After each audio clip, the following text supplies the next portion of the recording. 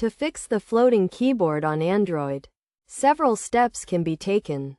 The floating keyboard may need to be fixed due to a bug with a keyboard app or the use of an outdated or incompatible version. Disabling the floating keyboard is a potential solution.